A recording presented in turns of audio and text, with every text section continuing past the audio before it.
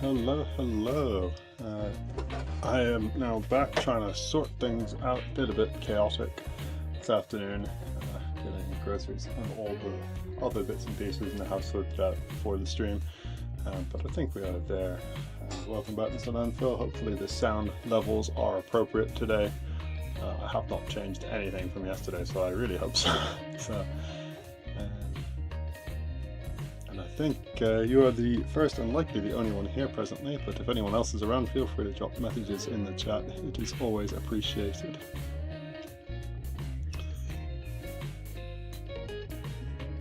So yeah, here's where we were yesterday. We have,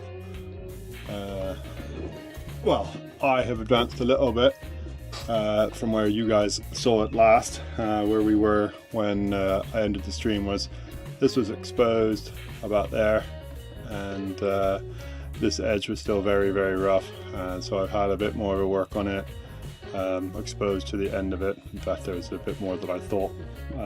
So when I had it last time, there was this little edge here, and I thought that was the end, but found a bit more, which is definitely the end now. It's all a bit scruffy, and there's still a fair bit of work to be done, so I put some glue in a few of these cracks because bits started to pop free openly. So what I might do instead, I gave up trying to save all the spines on this. Sometimes it's a bit of a fruitless task. So what we'll do instead is probably prep down this a little bit later. But the goal today is this one, the one that's been sitting, teasing me, trying to figure out if it's a DAC, a Peronoceras, or something else. So it's on the other side. I had a look, and it's, do I want to come down through this? And I don't think I want to come down through that. I think it's going to be too much. So we'll come down, just work on what's here and see what it is and see what shape it's in before we get too excited with looking at maybe doing this side. And then another thing that I have got ready to go, if that one goes quickly, is a really chunky deck. So I've run some more glue in this one as well before the stream, just to make sure that it is good to go. So yeah, just visible keel. This one's from Port Mulgrave, but yeah, good size deck that. We'll have a look at taking this down to hopefully take off this side, I think, and see what's what. But yeah, that's the plan for it. Is yeah, to try and finish off, at least I say finish off, try and just expose the second one on that, and then have a look at the big deck. I've got gloves on today because I found them in my prep box needing to be worn. It's just to help reduce the vibrations a touch. They're not going to do an awful lot. They have got no fingers, but there's padding running across the palms and the little bits that are there just to take a little of the edge off the vibration, because one of the things, if you're doing it a lot, preparation, is that you can get what's called white finger, and it's a standard vibrational thing where it basically damages your nerves and vessels, and so you end up with fingers that don't feel and not as much blood flow as you'd like. So we're going to try and avoid that, just because no one wants that, especially if I plan to do this an awful lot. So yeah, if there are any issues at any point, like the fact that I'm running my top light that you can see on the shot, I'll get rid of that. Yeah, so we will get cracking. Apologies, you're all going to get my music. I have not adjusted it. It's the same playlist that I've been running for the last however long. I will work on getting some updated music for you all for next week, because yeah, everyone's probably going to be fed up of this same, I think it's 7 songs running in the loop. Yeah.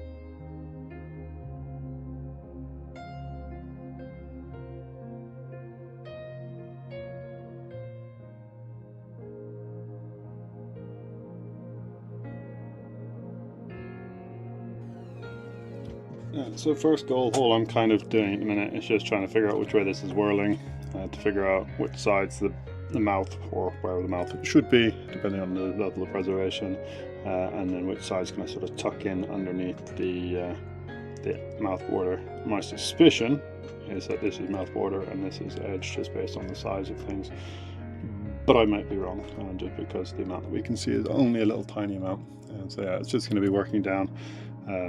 This side was a good example of why I need to take back a lot further than I normally do, because I'm going to be lazy. I do pretty much what the ammonite is, but then this ridge here then becomes a bit of a problem. So I might just put on a bigger chisel tip and just absolutely blitz this down to a reasonable level, and just get this so that it's not going to be problematic as we prep, because if you turn it that way, you can see the ammonite level, and depending on where it comes to, this edge could become a bit of a problem. So yeah, we'll drop this whole section down as well, get the bigger chisel tip out and just lower this all down, and then I hope we don't run into too many more ammonites, although they would be interesting if they are there. Hi Shirley, good to see you back. I'd say Filey Brig's a lovely area, and nice that you've got signal out on the coast. Although actually most of the coast nowadays is pretty good for signal, at least on the top. As soon as you get down to the beach, no guarantees, but yeah, from the top it's quite consistent for most of Yorkshire, thankfully. But yeah, so I am hoping that you guys will have a lovely day. I say it's another stunning day. In response to Mr. Landfield's question about yesterday, what the weather's like in the UK, we've got another, I'd say, scorching weather day. It's a little looser term for most of the world, but for England it's another gorgeous sunny day, and so we are going to keep enjoying it, because it's giving me free power to keep prepping, and hopefully allow Shirley to get out and have some good fossil hunting.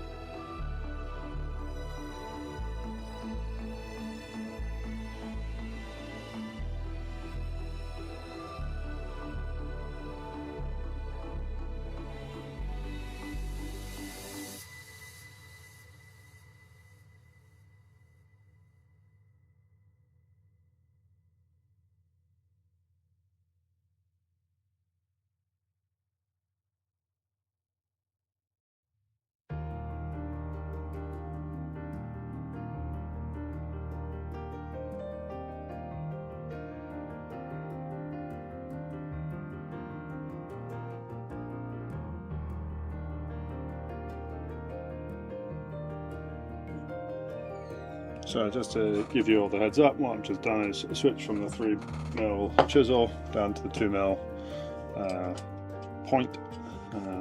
Why I'm doing a point rather than the chisel is I think we'll actually get down to the ammonite pretty sharply now for at least most of this. I would expect it to more or less be in that area there. So yeah, we'll do the chisel, we'll do the point just to get down to it, and then we'll switch out to the 1.5mm just to do the fine detailing.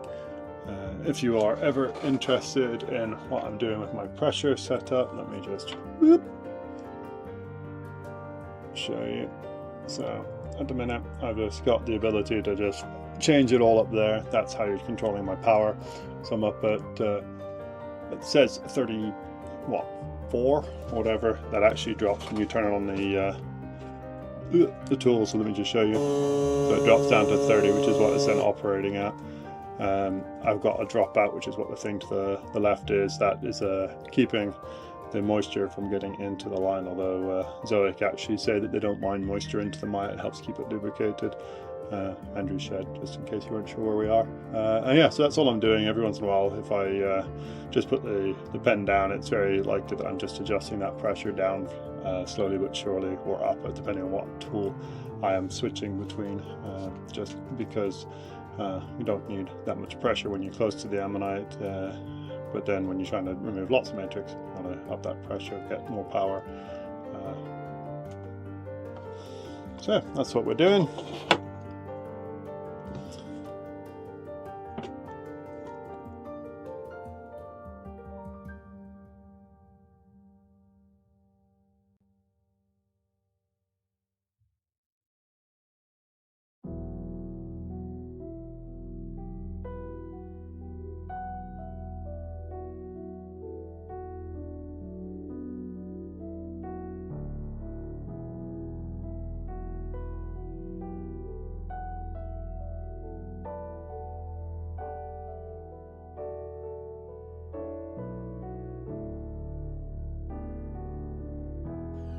Oh, I just realized I didn't say something that's quite, well, not necessarily blindingly obvious for most people, but when you start thinking about it, it is.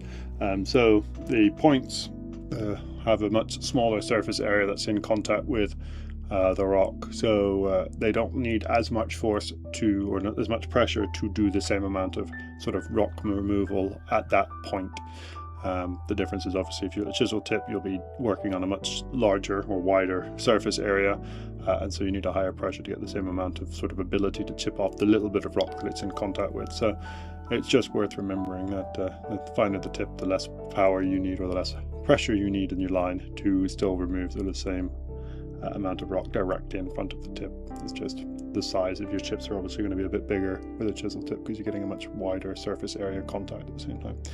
But just worth considering that when you're prepping.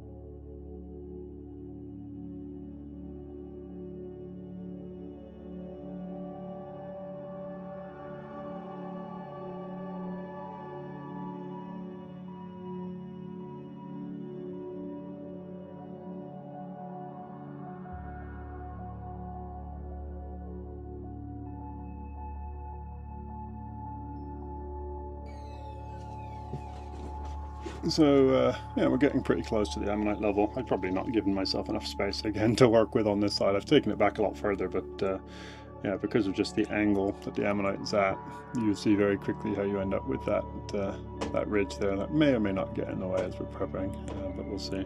Hopefully not. If it can be kept out of the way, then we'll leave it, because then it'll be a lot quicker to smooth down, whereas if I keep taking it back, it becomes a bit more tricky. Looks like it's a little deck. It's not particularly well preserved, but that's not uncommon for Ravenscar.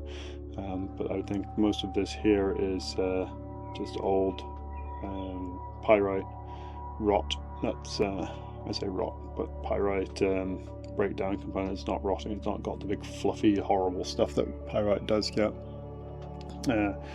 So I'm hopeful that we can go through. This I think is mouth border just based on the shape and, as I said, the ribbing density, but it's tough to say.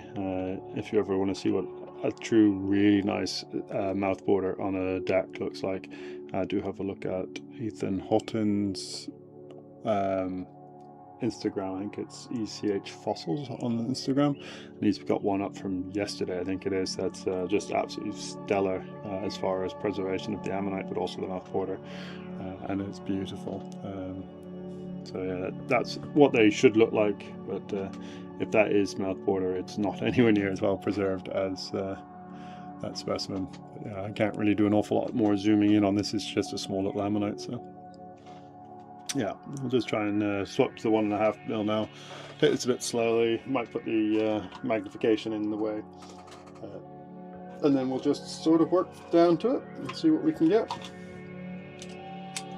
I'm hopeful this won't take too long, and then we can go have a look at that hopefully much nicer bigger deck from Port Mulgrave, which was one of those that will either go really quickly and pop and be beautiful, or will be horribly slow and painful and sticky, filled with pyrite. So you never know with decks.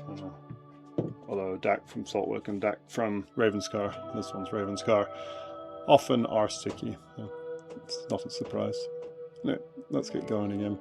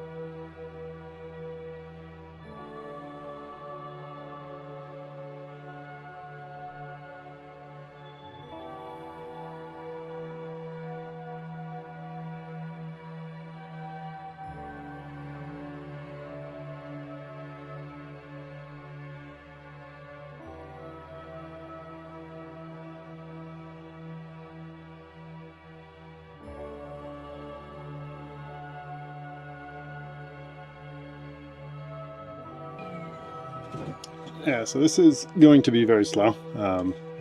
So there is just an actual line of pyrite that runs through here.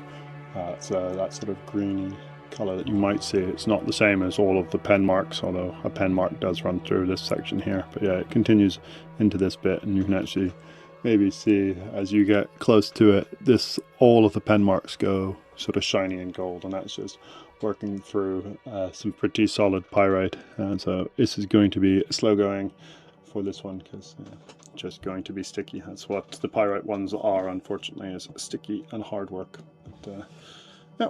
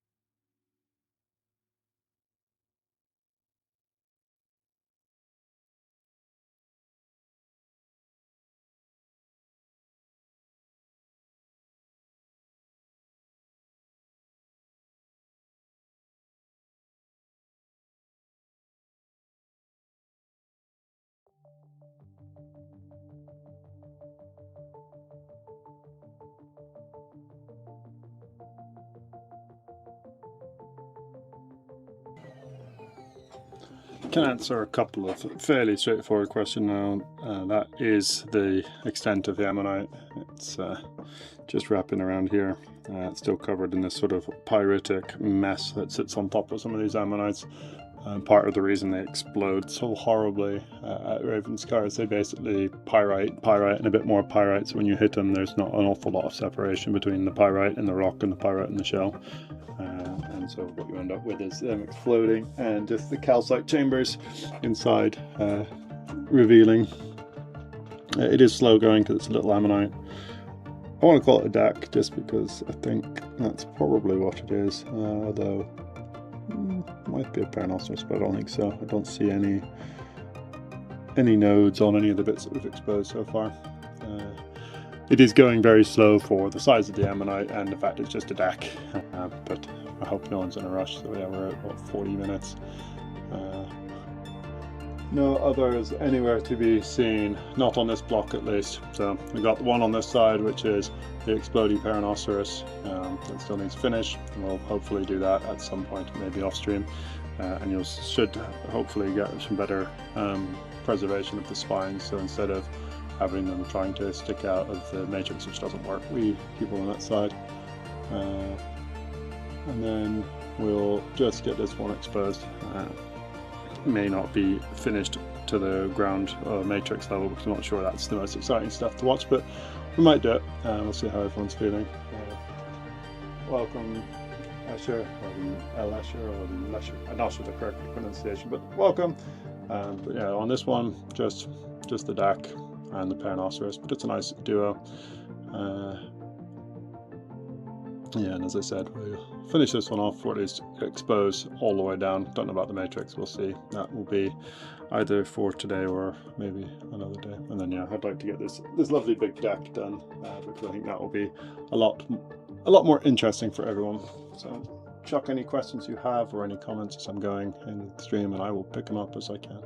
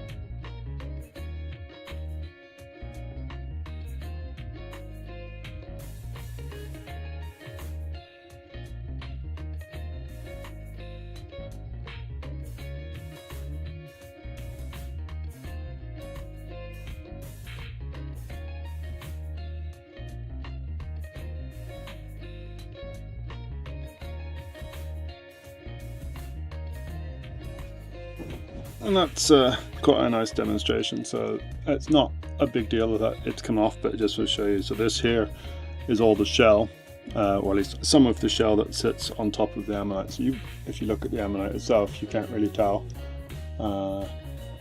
but then it's got all of the little pyrite stuff on it, and so you might be able to see it's so silly small and fiddly, but this is why it's being very tedious. Is it basically is just a little lump of pyrite sitting on top of the shell, and the shell and it basically don't want to separate, and that's what we mean when you say we have a sticky fossil. If you're lucky though, you do sometimes get what's just happened and the shell just pops off, and so we get the internal ammonite bits all fine, but yeah, that shell can take the lumps of pyrite with it, and there's still a lot more pyrite sitting on top of the shell here, so we're hoping that might come away. I'm glad you like the music. The music is something that is a subject of my internal discussion, that I've just picked some free music off of YouTube that is a sufficiently interesting mix that I think fits fossil prepping vibes, but at the same time it is very repetitive when you've heard it for the first 30 times that some people like poor landfill have seen. So I will be looking to add a few more songs, or possibly have different days with different vibes depending on people's preferences. Yeah, I'm glad you're enjoying, and we'll keep cracking on.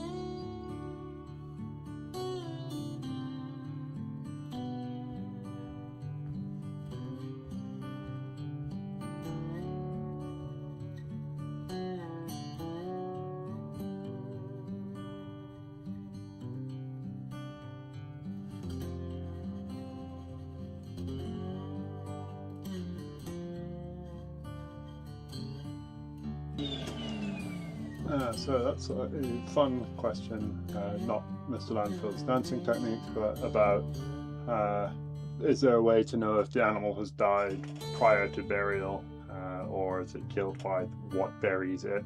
And things like ammonites, they'll be almost certainly dead when they are buried, because they are free-swimming organisms. Basically imagine a squid-like creature living inside of one of these, so the shell would be floating around. Do I have a small ammonite free? I do somewhere. He says all inside, difficult. Anyway, yeah, so imagine your ammonite, a little shell like this. There's a squiddy creature that hangs out this end where the mouth border is, well, tentacles coming out here. It's swimming around in the water column, it and its thousands of buddies, probably very much like schools of fish today. So for them to get buried by a landslide would be surprising, because most landslides would then push them out the way, with the water column getting pushed away, kind of like a tsunami does. So they're unlikely to get buried whilst they're alive. So most ammonites are likely buried when they're dead. So that's the easy one for them. For other creatures like bivalves, so the standard seashells that we see today, or brachiopods, so they're sort of the common shells that we find in the older days. Not an easy way to tell if they're alive or dead when they're buried. You'd need some indicator, and I don't think there's many indicators that you could have other than them possibly being closed, that they might have been alive, because I think most bivalves when they die tend to have that what they keep trapped closed like this. Right? Being zoomed in has a disadvantage. So when they are like this, so if you think about when you go to a shop or anything, the mussels, you don't want to get the ones that already closed. Oh no, even then, no, I can't even think of a good example, because mussels, you'd go and you say you cook them and then they open up when they're dead, but at the same time some of them never open, and those are the ones that you don't eat, but they're closed from being dead. So yeah, I don't know. I don't think there's a good answer to that. I don't think there's a way to tell for any of the bivalves, but for ammonites there is a fairly self-explanatory one. And it is a subject of contention that I've got with, well, I say contention, it's a subject of discussion I've got with a few other people about some of the starfish finds. So my starfish fossil has a leg, a single leg that's ascending, or appears to be ascending into the matrix, and so it would look a little bit like it's trying to reach for the area above itself to try and get out of the sediment that's buried it. So it is not the only one I've seen like it, and so there may be some discussion that some things like the starfish may be getting buried whilst they're alive, and they also tend to be very fragile and break up if they're not buried within sort of something like 6 days of their death. I think that's what the studies suggest. So yeah, some animals might be, but how the heck you would know unless you get some evidence that they're still moving around in the sediment after burial? I don't know. Good question. I like ones that make me think. I want to think on the spot, and I don't have a good answer, at least for not all of them.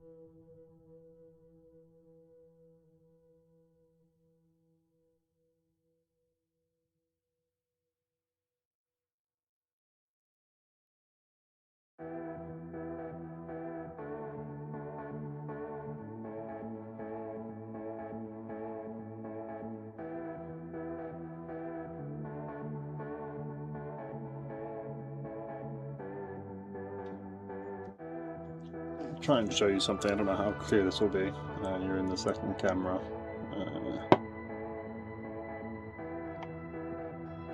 If it wants to focus. It does not look like it wants to focus on it. Shame, because I'm going to show you that we're basically now playing the pyrite on pyrite on pyrite look that we get when you get to some of the middles of these, and the distinction between the different layers gets very difficult, and so it's very fiddly and slow going now. And we're also playing with like sub-mil size whirls, so it's tiddly and fiddly, and yeah, unfortunately just extra slow going. We're not that far from the middle now, so I'll see if I can just keep going down, but it's going to get very little change for the next sort of 10 minutes, but I will be working away.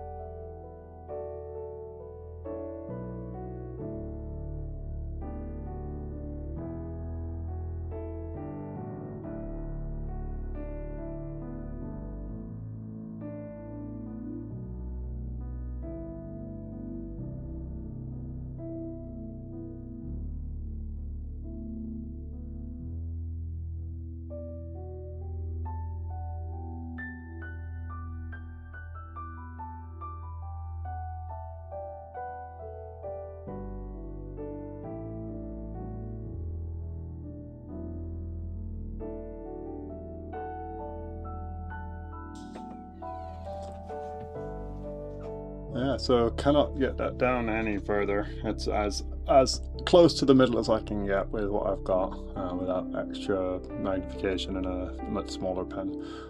So that'll do. Yeah, we'll grind this down at some point, but it's going to be pyrotic and messy. So what I will do is just chuck this in the watering can I have outside filled with water, give it a good rinse, and we'll get it out, and then let it start drying, and we'll have a look at the big deck from Port Mulgrave as a continuation of the stream, and I will also have a drink at the same time, so just bear with me as we have a few minutes just as a swapping over.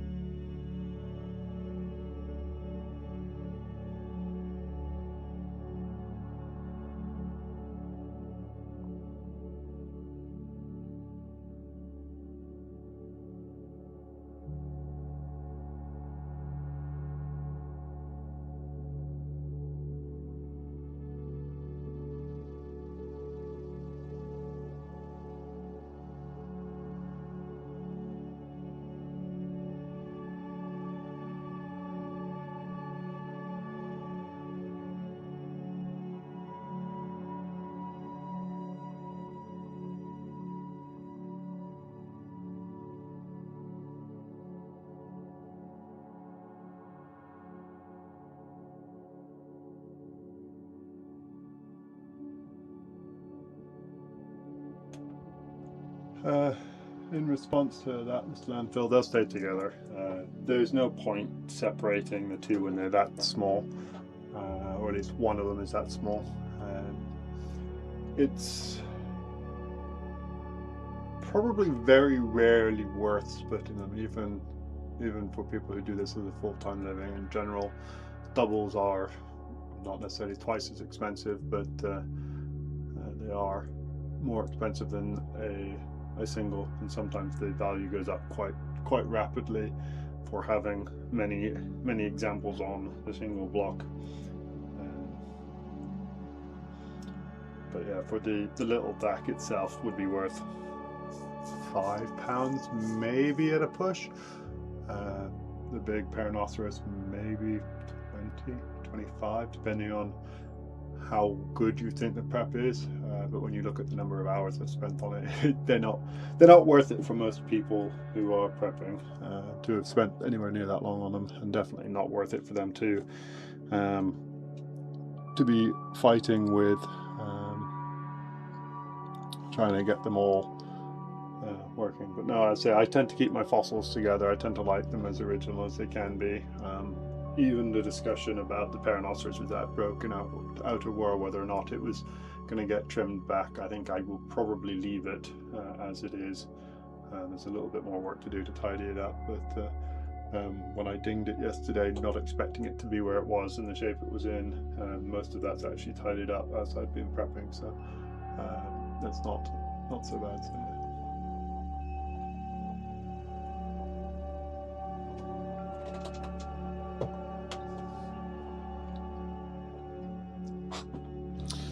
Right, it's enough lazy advertising whilst I'm having a drink break. We'll have a look at DAC, as I said, from Port Mulgrave. Hopefully you can all see that. That's how it was found. You can just see the edges of it basically running one side there, second side there. I have stuck some glue along this bit here. Some of the exposed section has a tendency to fall apart as you're prepping. You'll see when all the videos are done of people just tapping them with a hammer. This would have been a perfect example of one you could just have tapped on the beach. You'd probably have hit it here, or on the equivalent side over here. And this probably would have opened up pretty nicely, just also from the area it's from. But I think, or I'm hopeful, that by not having hit it with a hammer, this will prep quite well. So we'll have to see.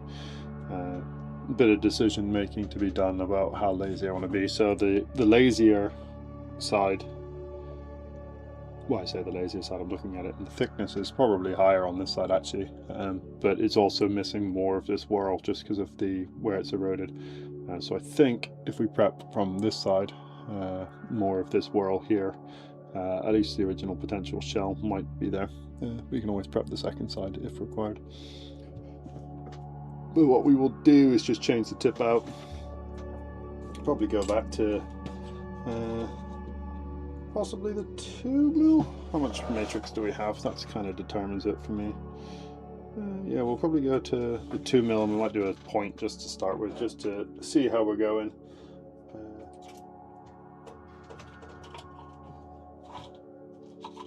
And start working on it.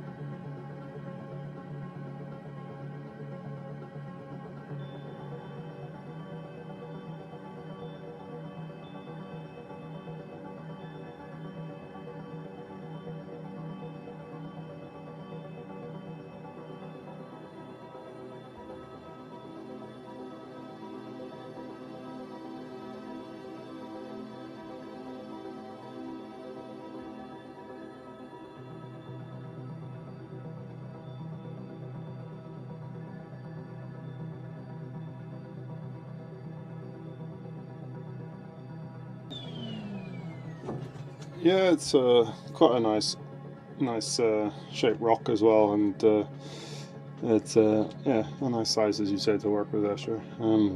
I've done an oopsie, and the game that you're always supposed to do, and I keep forgetting, is you got to pretend that this is an unknown. Which side is it whirling to? And I don't know. And at this point, I didn't know, and I was treating it like this for some reason was the outer whirl, and in fact, this is the inner whirl as it goes inwards. And I found out because that there is the outer whirl, and so that's how big the ammonite is it goes all the way across that. So it's a really nice sized deck, but I've dinged it annoyingly. Hopefully that'll tidy up mostly as we prep down, and some of the graze marks on the shell will pop clean. But yeah, it's a lovely sized deck. It's one of those that you always look for and hope for, and then you hope you don't do the dumb thing like I do when prepping and ding it, not paying attention to the fact I didn't know which side was mouth border, and for some reason I was treating it like it was a lot smaller than it actually could have been, and so yeah, I was pretending it was that big, but in fact yeah, it's a fair bit bigger. So yeah, it's yeah, lovely. It sits pretty much all the way inside of its rock. It's pretty much the entire thing is an ammonite. So it's quite quite a nice one.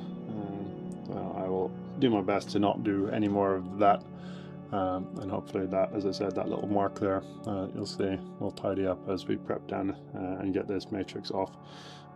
It's going quite quickly. The matrix is generally popping clean off, at least off the inner whorls.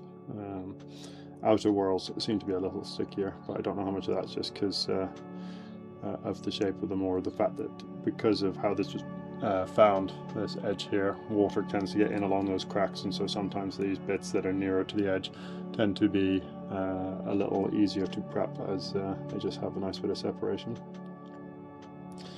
But yeah, I keep calling it a deck. It's also got some very interesting wanting to be nodes but not actually nodes. So there's one or two here that are just on the edge of the ribs that look like they're trying to be nodes, but I think they're just ribs that are slightly wonky. Yeah, it is less work to expose it. Would have been even less had it not been there as well. If we ignored that side of it, it would have been a lot less, but yeah, it's going a lot quicker than that last little thing. Yeah, we will crack on.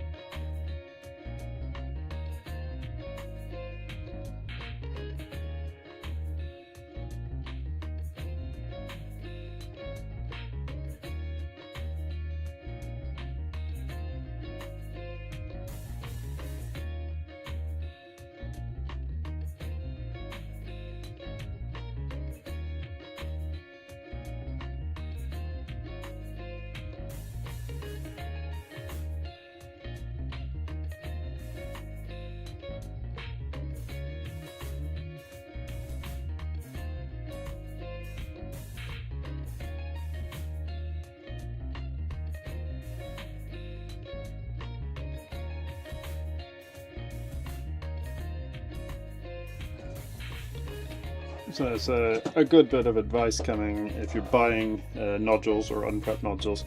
You can get them from pretty much all over the Yorkshire coast. Quite a few people sell them. You might want to just ask the person that you're buying them from where they come from. If they can tell you that they're from Port Mulgrave or Brunswick Bay, chances are they're going to be very good. Or if you can tell if they're the grey shells DACs, they're also very good. Let me grab one of those.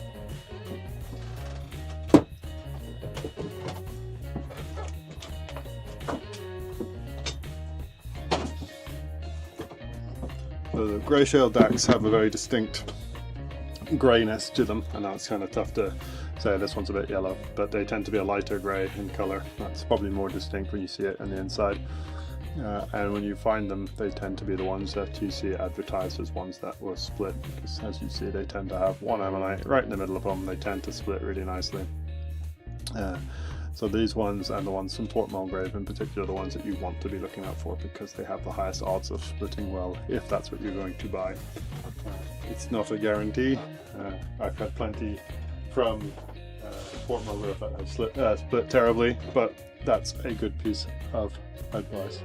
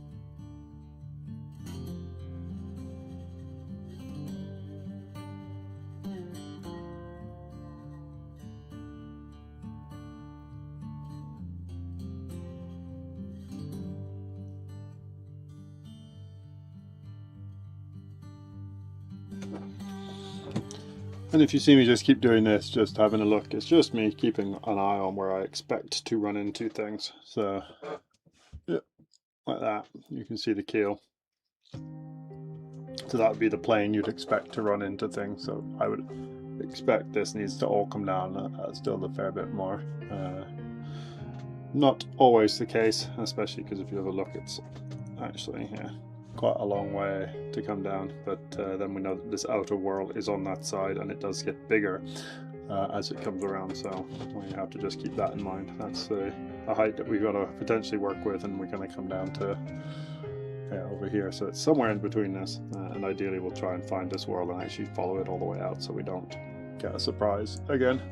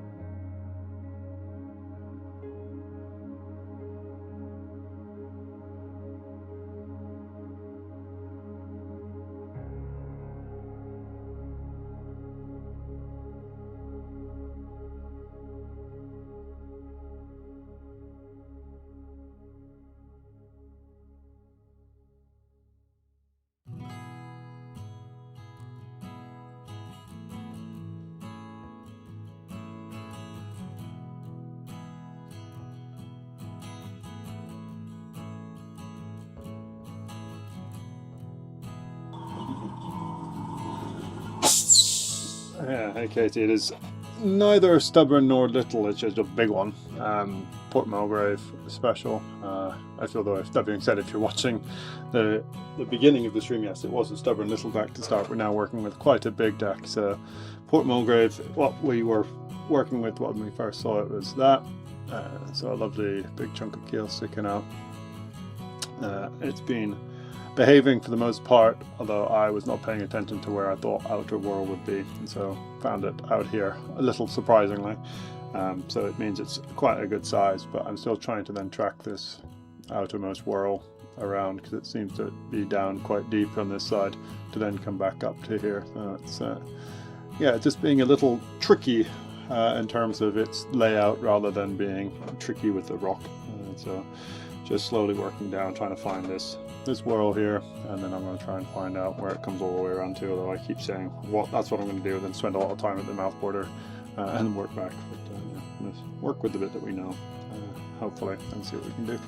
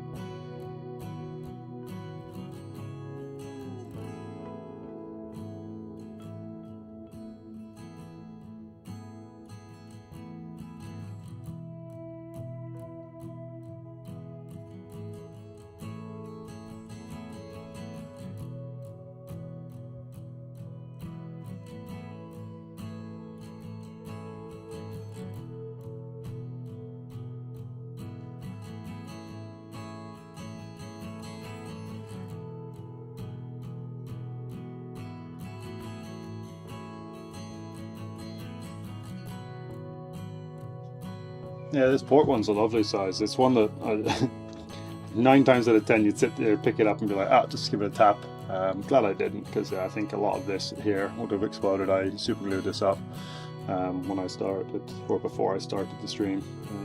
So yeah, a big chunk just popped off there, and so we're down to keel, although this actually looks like it might be crushed in and around this edge, so we'll just have to keep an eye on that.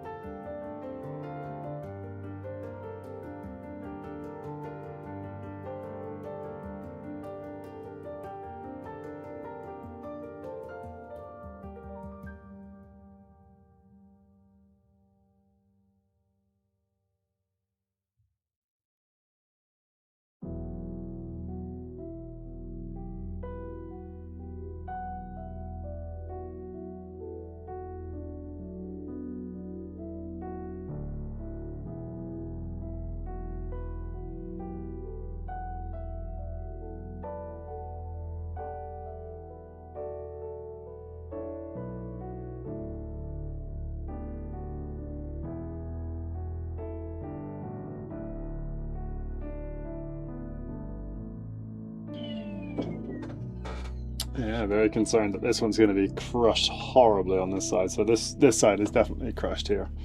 But this inner whorl also looks not great.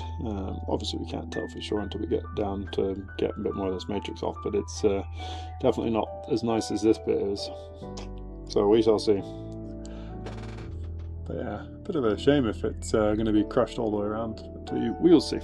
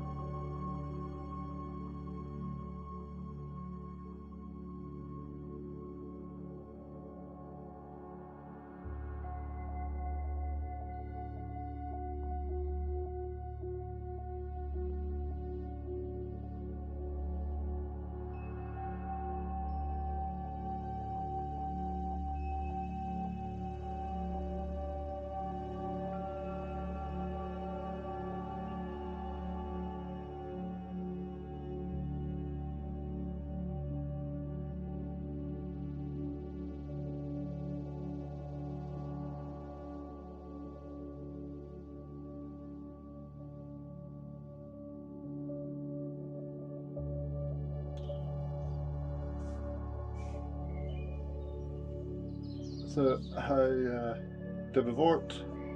Debbie Vort? Yeah, it's a good point. You do get some things that suggest that there's organic matter, at least at the point of fossilization, but the answer to whether or not the animal was alive at burial or is buried or dead and has sunk to the bottom, but there's still organic material, is not easy to answer even in that case. All you can say is for sure the animal was still at least intact in organic form. But, oh, everybody seems to be here. Hey, Liam. So yeah, it's slow going. We're working on a deck for those of you who haven't or have just joined us. Port Mulgrave, quite a nice size, although this whirl here, the outer whirl we're busy chasing around, is crushed, at least on the outermost part. Some questions about this inner part of whirl here. So we are still chasing it. The mouth border I think is here, and that looks to be in the right place at the right height, but yeah, the in-between bit we're still chasing, so this will be a bit of time to get there. Liam, are you out fossiling later, or are you having a nice day off because of the tides being so late?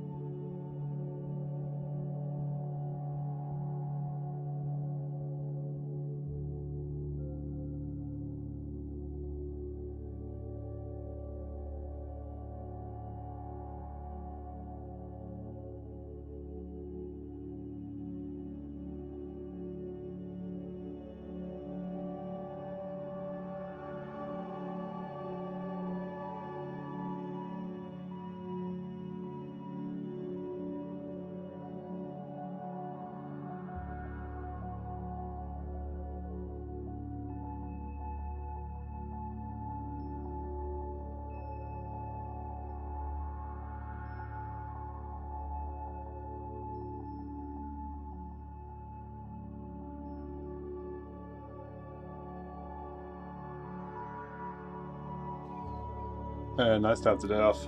So you've had a successful week already, I have to say, based on all the pictures. So I don't blame you for taking the day off and not being out when it's so warm. I'm just looking out in the garden, the dog's enjoying the long grass. I need to mow the lawn at some point, but that can wait. Can wait.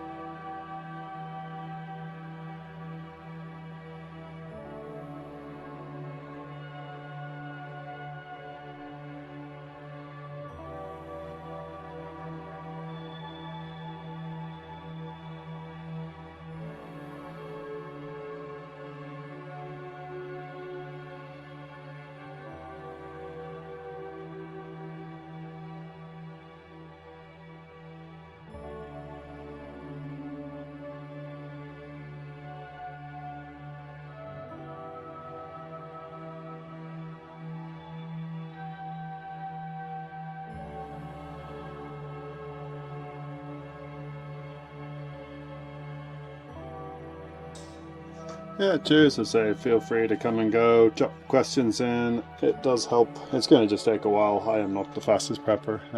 So yeah, feel free to come and go. And if you are able to, feel free to leave the stream up, just mute it and all the rest, and it helps the channel out greatly.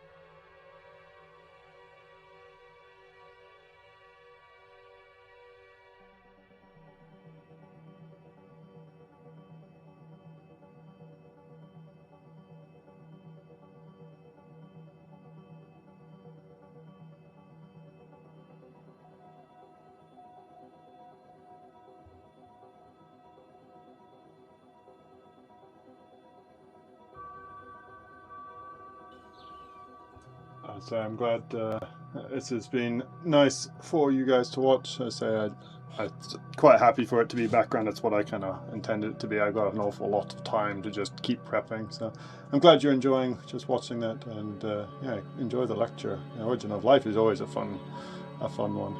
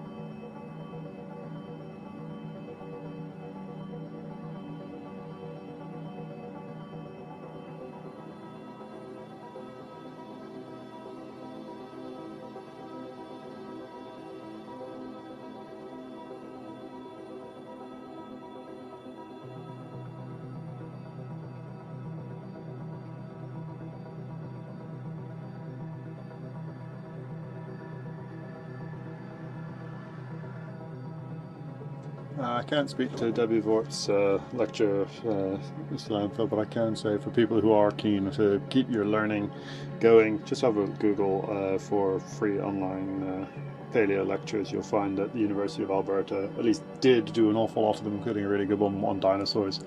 There are quite a few others. I don't know if they still remain free, but there are quite a few if you just have a Google for topics that you're interested in. And YouTube also an incredibly good resource. COVID was an awful thing, but it did bring an awful lot of incredible lectures online and to the general public, so worth just keeping an eye out.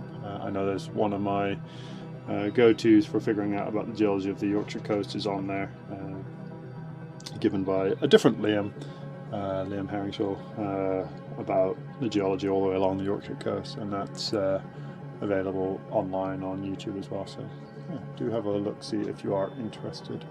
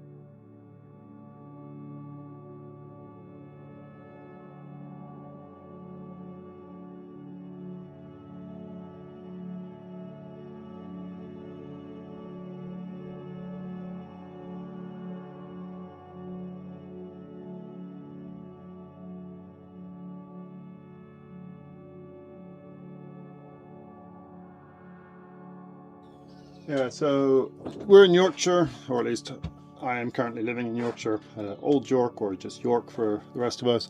All the Yorkshire coast, I say all of the Yorkshire coast, the Yorkshire coast that we tend to fossil hunt is Jurassic in age, specifically the lower Jurassic.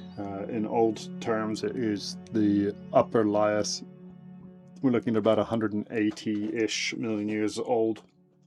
This one is from Port Mulgrave.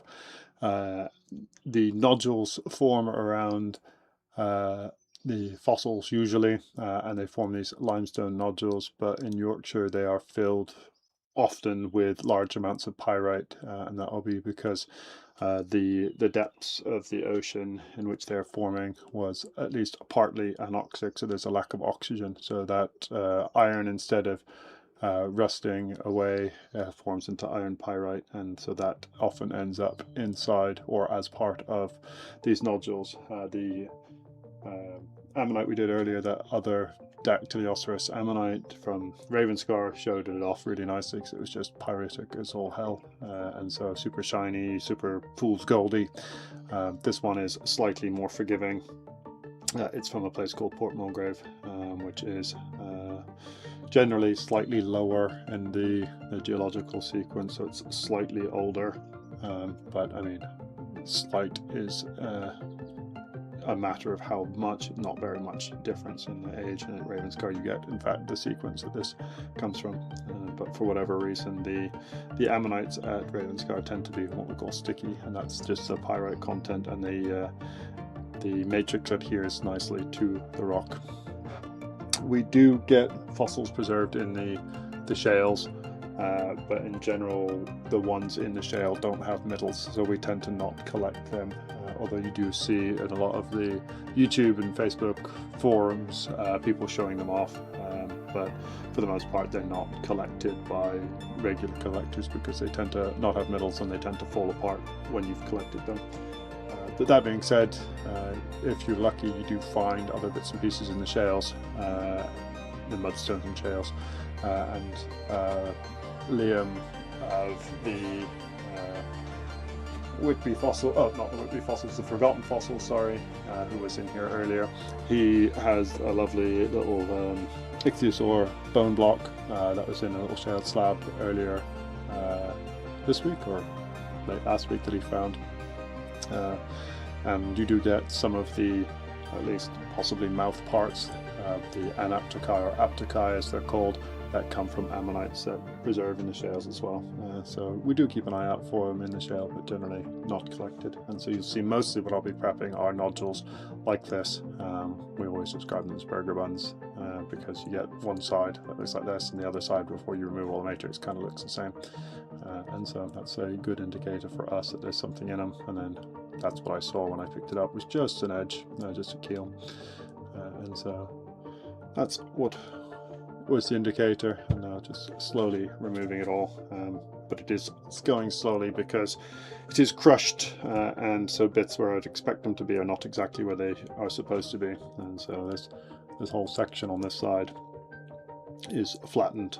It should be quite nice and round like this bit is, but there's a bit about here where this break obviously happens in this section here that crushes.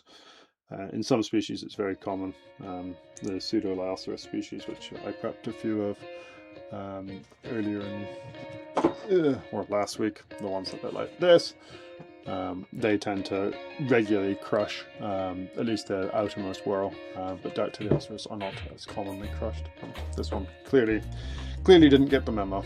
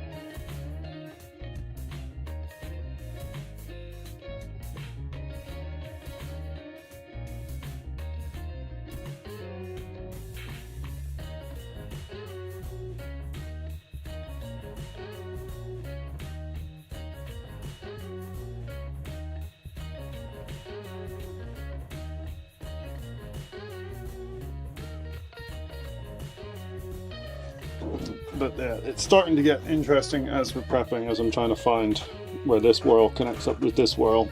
And so there's hints of shell there, there, there, there, there.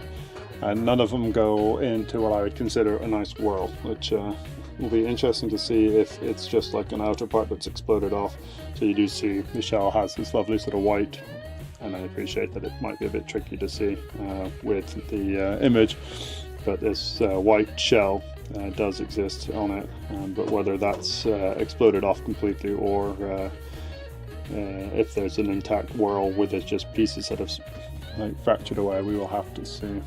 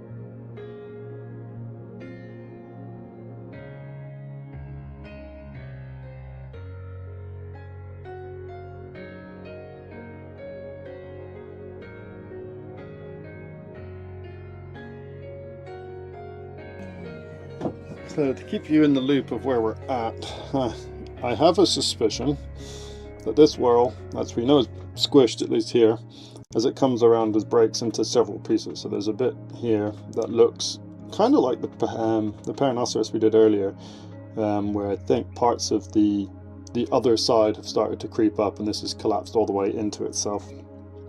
Because this is at one height, this is at the height that I'd expect it to be at, and then this hole in the middle is just not at a sensible level. So I'm expecting to find lots of bits of shell in lots of odd places, which is a shame.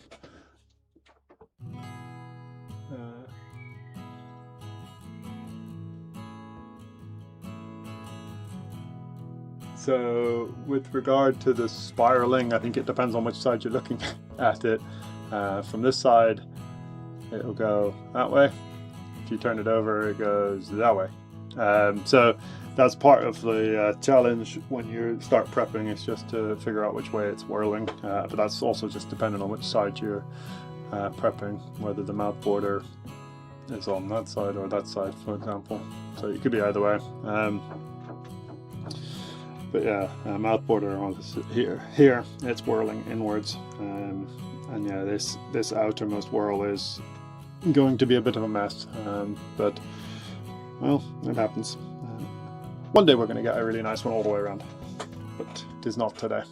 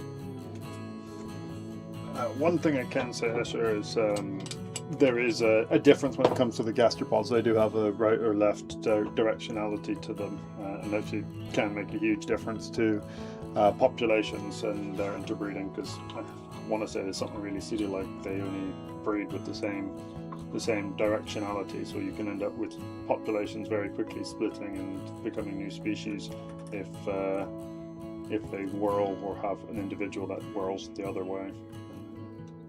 But no, ammonites is just the direction that you're looking at them from.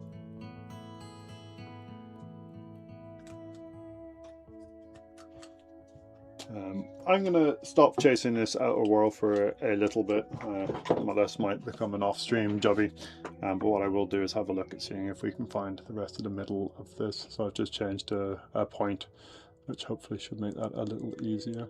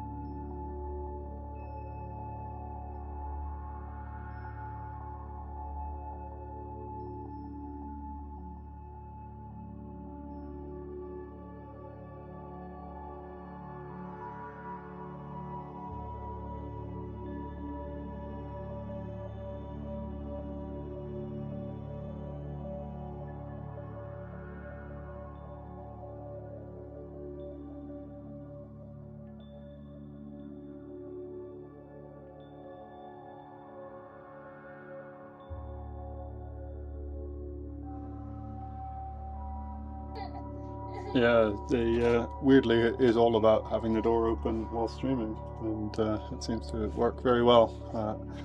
I will do my best, but also there may be some additional distractions as my son and wife have come out to enjoy the garden with the dog. So I will apologize if I have to intermittently put the pen down and everything as a small child jumps into the shed with me. Uh, we will see how it goes.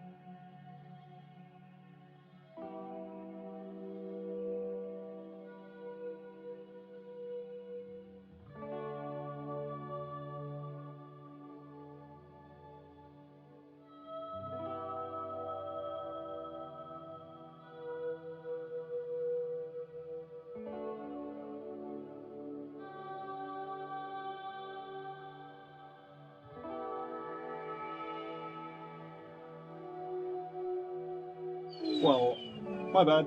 Thanks for being Mr. Landfill. Very smooth feed today, no hiccups. And there we go. Life happens, baby comes here, I forget to remute. We get there eventually. But yeah, I could say whilst hearing us at least, we can see that inner whorls are starting to show up. I am 99% sure that this actually isn't a deck anymore. It looks to have small little spines all the way around, and so there's one there, one there, one there on the inside. So we're now looking at one of the other deck relatives, possibly a Peronoceras. I did say that I wondered about some of these things that looked a little nodey beforehand, but it could also be a little Zugo, Dactylites. We'll keep going and prepping and seeing as we go if they are going to give up their secrets. And I'll remember to mute this time.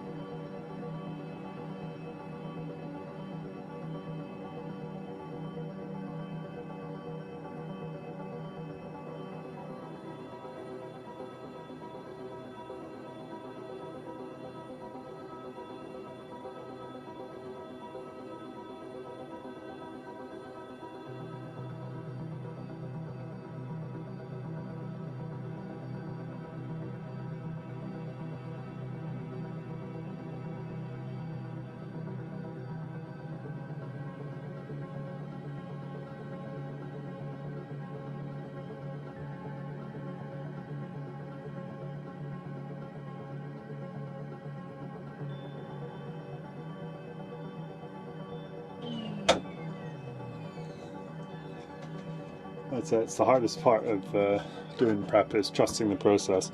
Is it takes a long time for stuff to start happening, but when it starts to happen, it'll go quite quickly. And so, yeah, not a lot had been happening with the middle, and now we've got the matrix down to basically nothing over most of it. It pops off pretty quick. Yeah, still going to be a bit of fun to get down to the middle in the center, and then try and find out what's going on here. As I said, this outermost world may be a job for another day or off stream, because I suspect my number of hours might be limited with a small child, although he is having fun with bubbles at the minute and it looks quite tempting to be out there. So I'm going to see if I can get this done without rushing it, and then I may be off to go join the family. I've remembered to mute as well.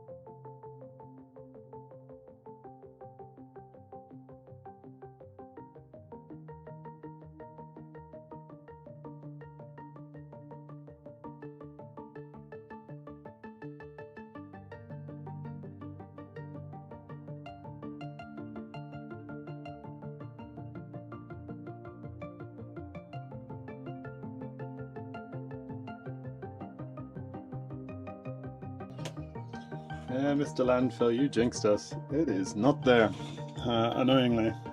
So pretty much exactly where I stopped actually was the end of the world is there, and then I've been chasing down just to see if it comes back anywhere, but it is, yeah, it's not there. That is annoying. I spent that long doing it, but it is part of the game that we play.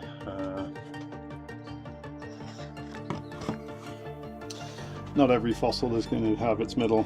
We're not doing great with the middles in general. We had a couple of hildies without middles, and then this one, whatever this would be, whichever spiny little fella it is. But, at last, no middle, and also outer world. A bit of a mess, but hey ho. It is how it goes. Let me have a quick look to see if my ammonite that was outside drying off is still outside and if it's drying off, or if a small child has run away with it, and then we can have a quick admire of the other thing that we did today, or I did today, and then we will end the stream in a little bit. Let's just have a look. Get my gloves off because they get tiring after a while. Give me 1 second.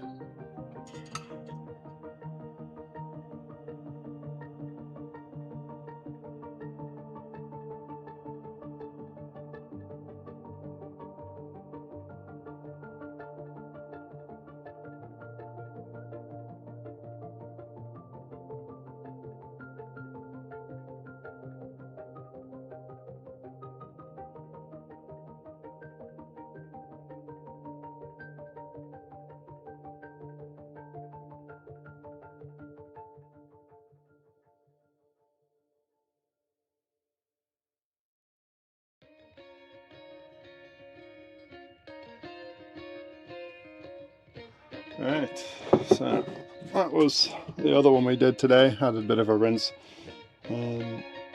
So that one's got a middle, or about as good a middle as you can expect for a Ravenscourt deck, which is pretty much solid pirate all the way down. The other side's quite nice too. It's also an explodey Peronoceras, but it is at least reasonable. That side to finish off. This one I think will just be left as is. I'm not sure it's worth doing too much more with its middle gone. It'll be shelved for another day. And now I've got a little boy getting grumpy at Daddy for not being finished quick enough. So I think that might be where we have to leave it for today. I say have to. I'm quite okay with that. It's been a lot of prepping. I know it doesn't seem like 3 hours is not an enormous amount of time, but it takes it out of you, that is for sure. So yeah, we're happy with one, disappointed with the other. It is how it goes. I'll have to have a think which ones we're going to do next. I've got what seems to be a never-ending pile of them. So we'll have a quick look. Just chuck the lights on. You can all have a gander and tell me if there's any in particular that are calling out to you.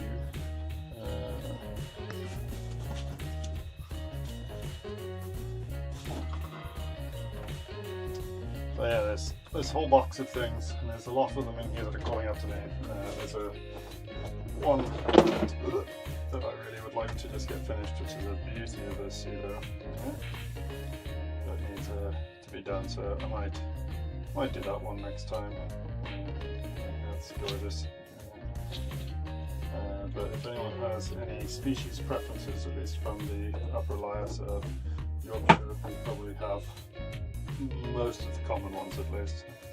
And if not, we've got all the ones up there that I've started and probably need to finish at various points. So, yeah. But thanks everyone for watching. It is always great to have all of you here. Hopefully we can get some more luck with the middles of the next ones. I will enjoy some time with family So thank you very much everyone, and I will catch you soon.